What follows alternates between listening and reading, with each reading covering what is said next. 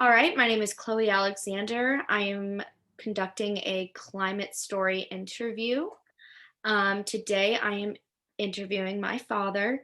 So, if you could just introduce yourself.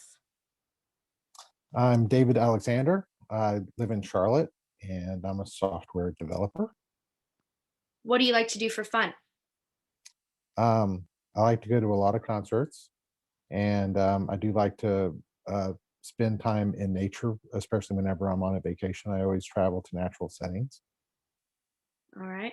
So, how would you describe your connection to nature and the way you feel when you're interacting with it? Um, it's to me, going into nature is a spiritual thing.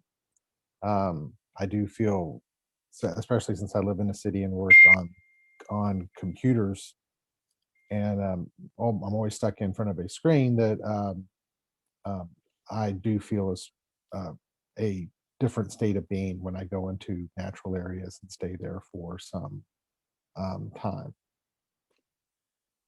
Okay.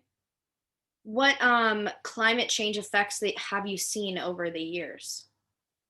So the most uh, dramatic thing that I've seen recently is in my most recent uh, vacation trip to Hunting Island. When I came down to visit you when you were in Hilton Head, and I wanted to show Jennifer Hunting Island, where where we used to go vacation when you were quite young, and I was really saddened by how much it had been changed.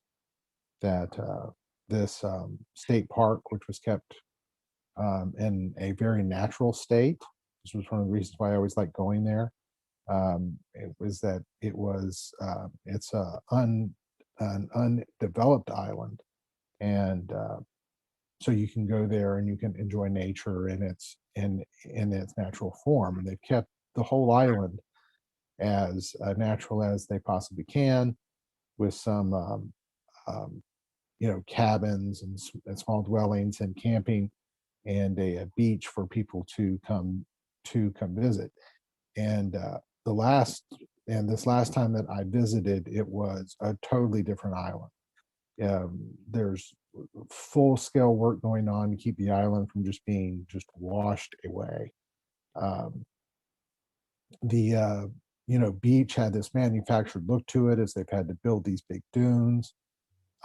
The island was covered in this brackish water because the rising sea level had had flooded the island, and they couldn't just pump the water straight back into the ocean. They had to have an environmental study to make sure there was nothing wrong with the water before they could put it back in.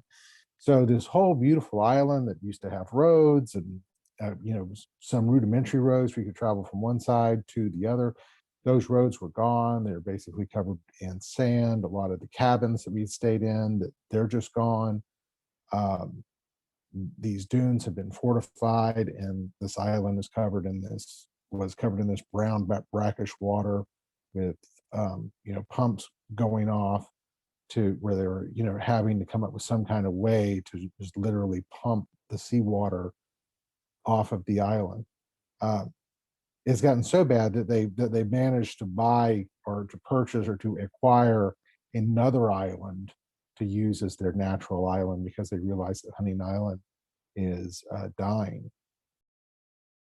What do you imagine for the future of climate? Um, I could really foresee that if this keeps going, that cities like Charleston are going to be in big trouble. And I even remember watching on the news when the last hurricane hit Miami.